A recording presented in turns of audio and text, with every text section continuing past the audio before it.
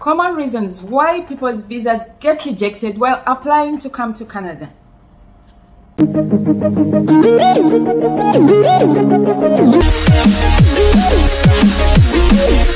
Well, if this topic interests you, you might want to stick around till the end of this video. Hello and welcome back to my channel. If you're new to this channel, I want to welcome you.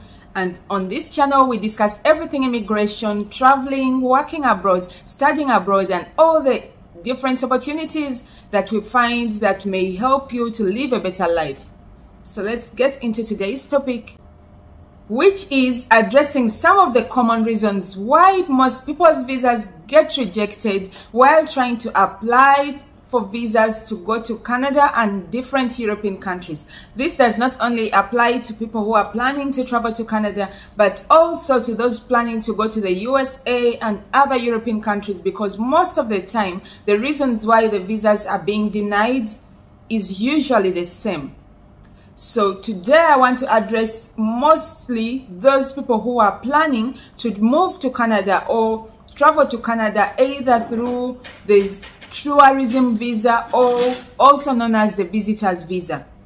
If you plan on moving either as a student or a tourist, make sure you watch this video until the end. So one of the major reasons why most times these visas are rejected is the financial status or the funds. As you all know, most of these countries always have a prerequisite that you must at least submit or show them that you are able to fund yourself either during your visit or during your time of studies if you're planning to apply as a student. So you must be able to submit proof of funds that you will be able to fund your education at least for 1 year, and also your personal stay. You must at least provide them with evidence like bank statements that will back you up to show that you are not going to be a burden to their nation, but you're going to be able to maintain yourself during your visit and also during your stay there. This is a major problem because most people usually do it the wrong way. It is not right for you to just borrow or get a lump sum money and deposit it on your account. It is advisable for you to at least have an active account for over 6 months. Make sure you're making deposits and withdrawals from that account. Make sure that the money that is active on that account can substantiate your stay. At least make sure if you're planning to move as a student, make sure you have at least $10,000 on your account. Or if someone is going to sponsor you, make sure they have that kind of money on their account or on different accounts. It's actually acceptable for you to have money on different accounts as long as they are in your names. And make sure that person can write for you an affidavit, a sworn affidavit that they are going to sponsor you through your education. If you're planning to go as a visitor, make sure your account is backed up. And also make sure that the funds that you have in there, you can at least back up where the funds are coming from. For example, you can use your salary. If you have been maybe receiving salary in cash, try to deposit it through your account. Try also having those receipts for at least 6 months. And also, if you acquired that money maybe from a sale of property or business, make sure you have receipts to back you up, or paperwork and documentation to back up how that money got onto your account, because they will think that you only made the deposit because you are supposed to submit those documents to them. So at least you have to make sure you avoid having a lump sum deposit on your account prior to the time when you want to make the visa application. Always make sure that you have been depositing money in different intervals. The second reason is the home ties, which you can also call family ties. The lack of ties at home is another reason why most people's visa application gets rejected, because the immigration officers want you to prove to them that you have ties back home that will make you go back home after the speculated period that you have stated that you want to stay in Canada. For example, this can be your family members. This can also be your job, your employment status. This also can be maybe your children. So you need to at least prove to them, demonstrate to them that you have reasons why you cannot stay back in Canada and you must go back home after the time that you want to be in Canada. For example, if you're married, make sure you at least include your marriage certificate in there to show them that you're legally married and your partner is staying back. Therefore, you will have to go back. You cannot leave them there, and you'll have to go back home to your family. Or you can also state that if you're not married, you can state that you're the only child of your parents, or you're your parents' most beloved child, and by all means they need you to go back and support them, and you will have to go back home.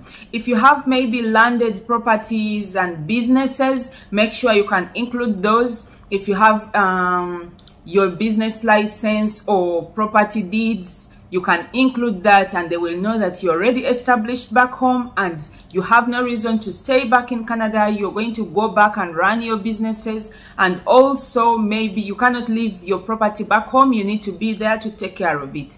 So those documents are very important to include them in what we call your letter.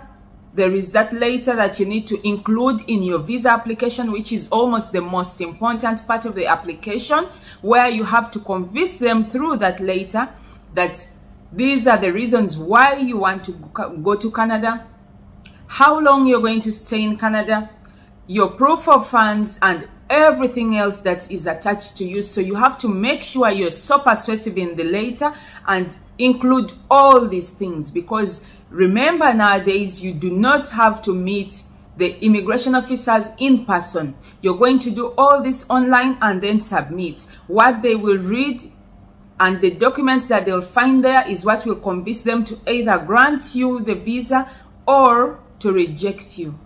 So this is very important. So that letter of explanation is very important when it comes to your application.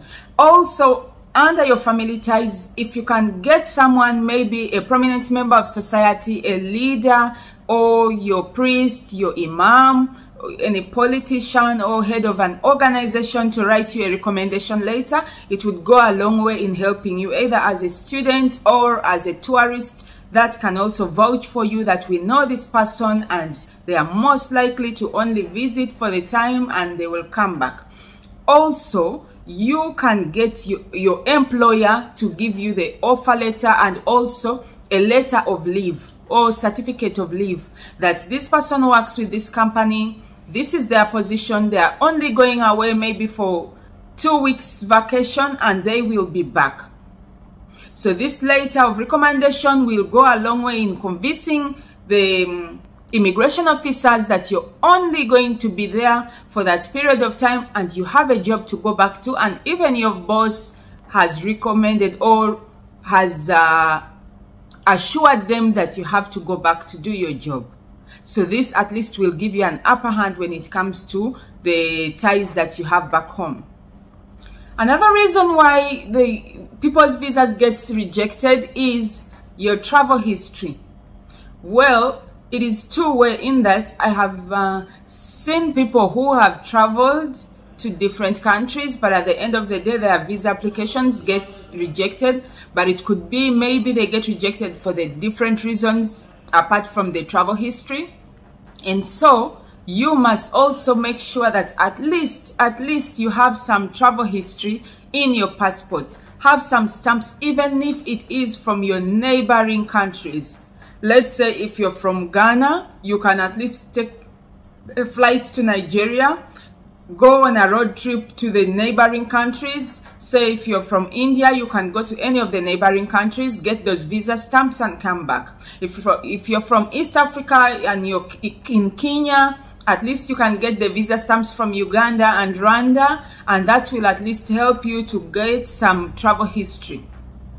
Also, another thing, you can decide to travel maybe out of your region. For example, you can travel maybe to Dubai or any of those countries that it's easy to get their visa, or that you only get visa on entry, and get that stamp and go back home as you prepare to apply for the Canadian visa or any other visa of one of these European countries. So always make sure you work on your travel history a few months prior to your application, and have some stamps so that they know that at least you've been traveling before and you went back home, so you will travel to Canada and be able to go back home.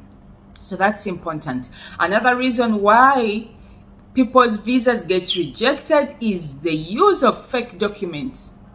Well, most people always opt to use agents and consultants, but sometimes it has a disadvantage in that they always promise you that they will do whatever they can to get your paperwork done, and all you have to do is wait for the visa application to be done and you will get your visa. Well, that is the reason why sometimes most people get rejected, because you actually have no idea what this visa agent is, the documents that they are submitting on your behalf. So you need to always be vigilant, ask questions, make inquiries, and know that indeed they are at least using genuine documents, or if the documents are not genuine, at least you can be able to back them up.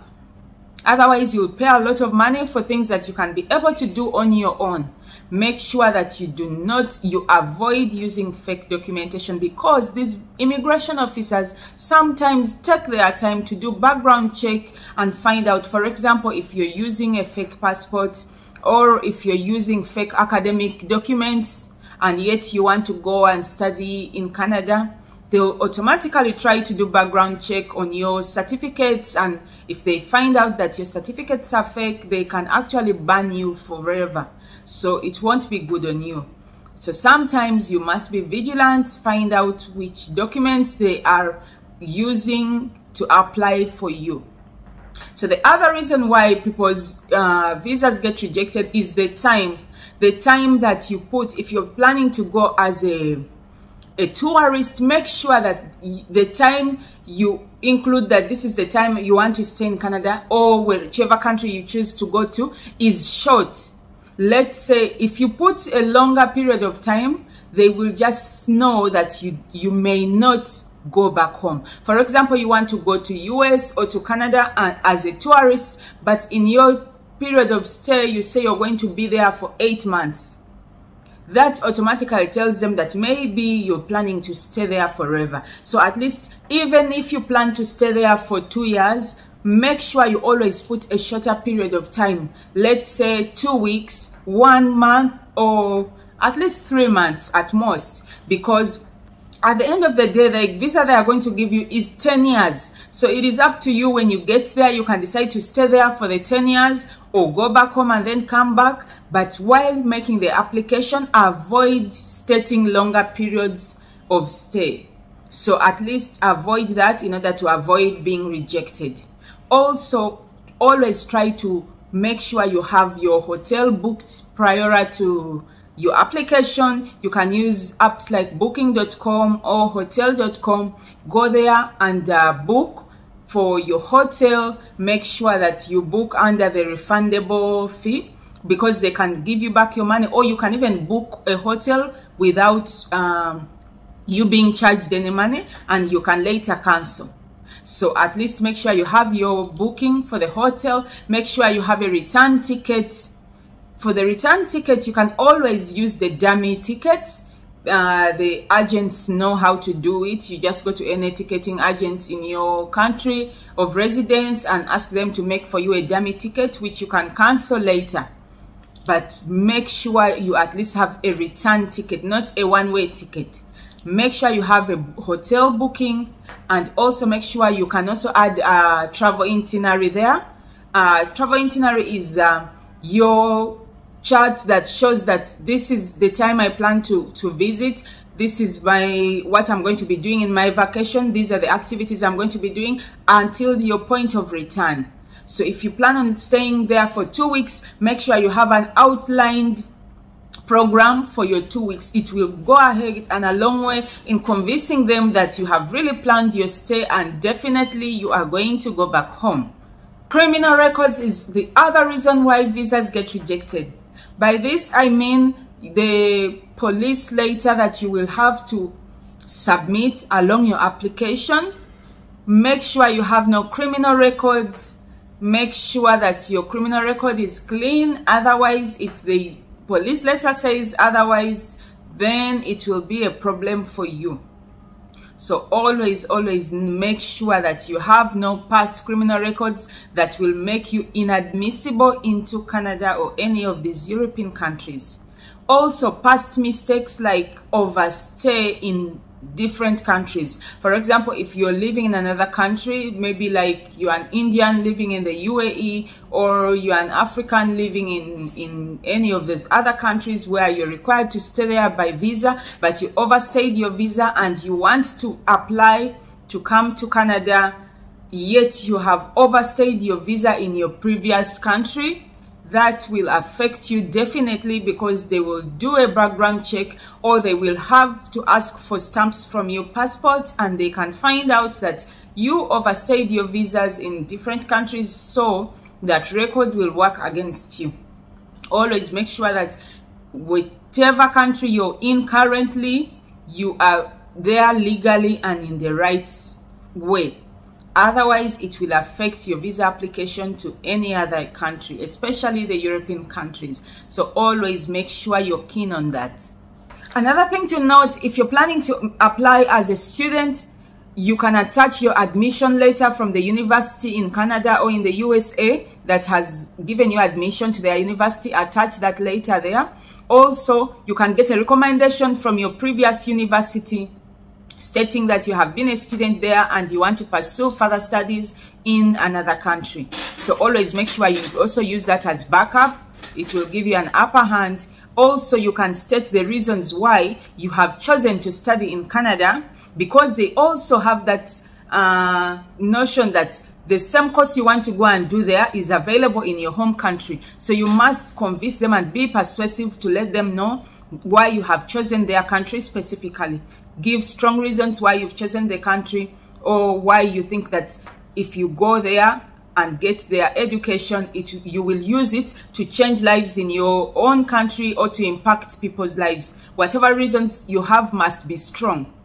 Otherwise, they will just reject you, saying you can acquire the same education in your country back home or in any other country. So make sure you take note of that. Having said all that, I hope these tips will help you to acquire your visa into Canada and any of the other countries. If you're new here, if these topics interest you, and if you want to continue hearing more from me, please make sure you subscribe. Do not forget to click on the bell button in order to always get notified whenever I upload a new video like this one. Please make sure you share this video with any of your friends and let them know that they can get information that is helpful on this channel. Thank you for watching. God bless you.